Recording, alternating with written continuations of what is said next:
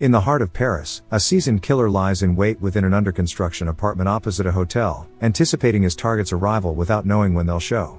The greatest challenge? The tedium of waiting, a silent threat to his focus. Yet, he's accustomed to it, finding solace in the apartment's seclusion. Aware that his actions barely scratch the surface of life's grand scale, with 1.8 people dying and 4.2 born each second, he engages in music, yoga, and exercise to distract himself and pass the time.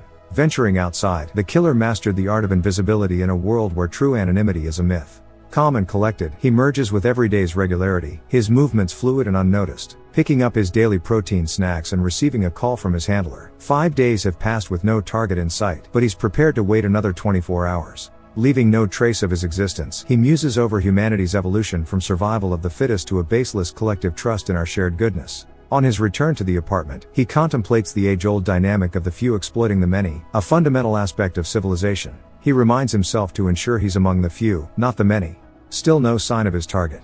In the thick of the evening, he meticulously sets up his rifle, the quiet disrupted by the sudden click of the door lock.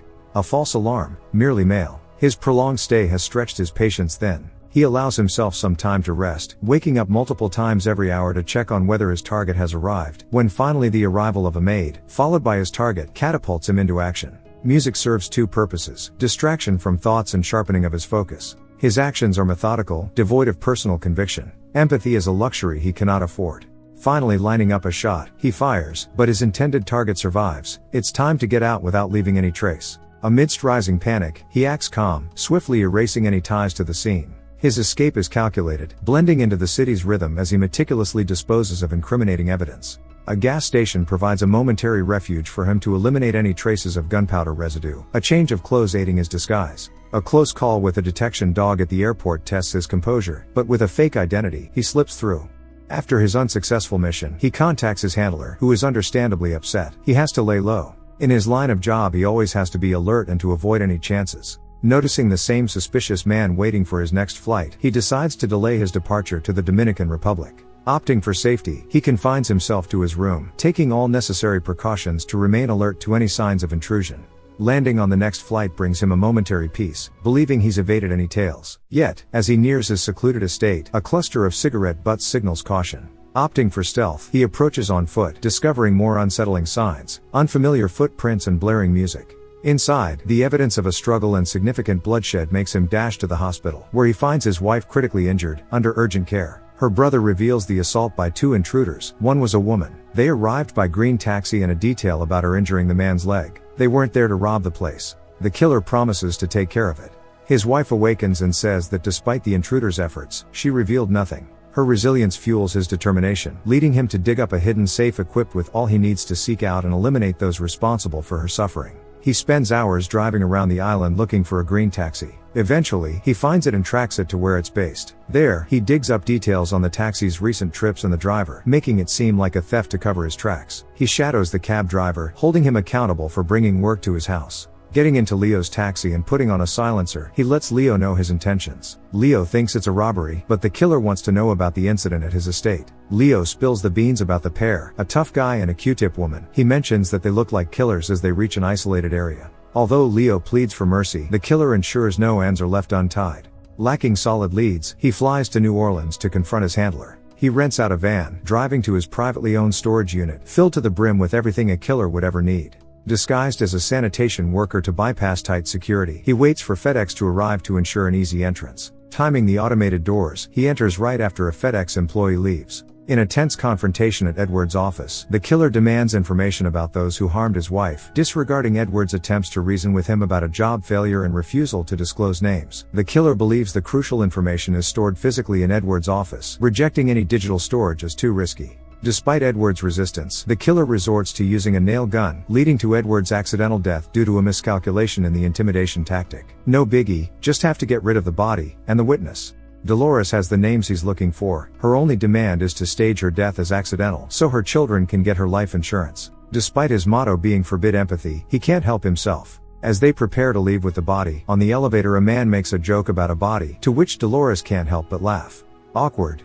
Arriving at Dolores' home, he scouts it out and despite her already accepting her fate, she still wants to live, but it's no use. She tells him that after the mess in Paris, the client has sent 2 hitmen after him. With this info, he knows who he needs to deal with next. Now all that's left is to tie his loose end. Staged as accidental death. Body cleanup is labor intensive. It's hard to solve a puzzle if you scatter the pieces. That's why he measures twice and cuts once, scattering the remains all over, then leaving the rental spotless, with nothing to come back to him.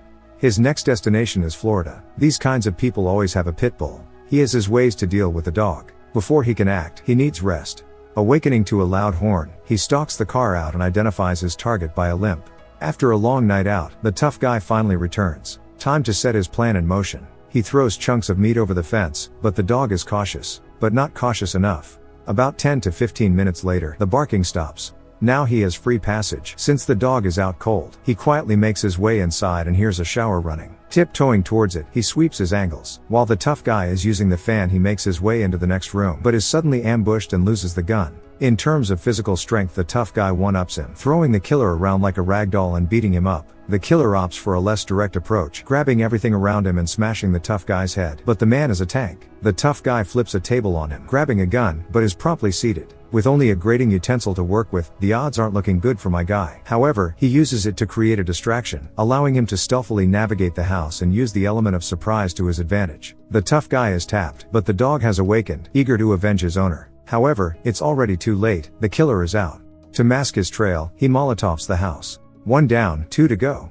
With his next flight to New York, he uses any moment he can to relax and get some rest. After renting a car, the killer stakes out his next target, nicknamed Q-Tip due to her appearance. He drives up to her at an intersection, contemplating a quick kill, but a police siren thwarts his plan. She enters a high-end restaurant, and breaking his usual caution, he follows, signaling his intentions without words. She knows it's about the Dominican Republic thing. She goes into a monologue with him, asking for a few drinks before her removal, but the killer doesn't even budge. She offers him a drink, showing that it's not tainted. She apologizes for his female friend. She had no part of it for what it's worth. He could have killed her in any way without ever exposing himself. She could scream, she'd still end up dead. He would make it out, but not clean.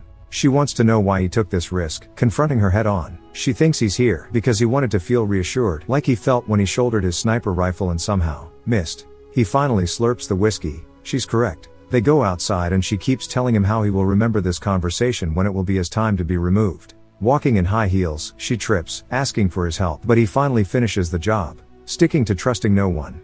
Last one is the client, Claiborne. Risky, but he doesn't care. Tracking Claiborne isn't hard. The vanity plates help and everything about him gives up his next move. The garage back door is closed, but he can work around it, ordering a fob copier. At the gym Claiborne uses, the killer signs up for a 1-week trial, noticing the janitor's all-access key. Considering this will be his last job, he transfers all of his money from American banks and aliases to offshore accounts. No loose ends. Finding an underground gun seller in America isn't hard. They're like weed, and finally receiving his fob copier, he's ready to execute. He arrives at the gym and blatantly snatches the all-access key from a janitor. In the locker room, he just waits for Claiborne to start his workout session. The killer uses the janitor's key to open Claiborne's locker and copies Guy's penthouse key with the fob copier, leaving it back where he found it. Everything he went through, from Paris till now, was all because of Claiborne, and he is steps from ending it all. Using the copied key, he enters through the back door. With determination in his eyes, the killer marches towards Claiborne's room. Meanwhile, Claiborne is on the phone, yapping, but hangs up at the request of the killer. Claiborne's first impression is that it's a robbery, but it's not about that. The killer is here to show how easily he can get to him and wants to know, do they have a problem?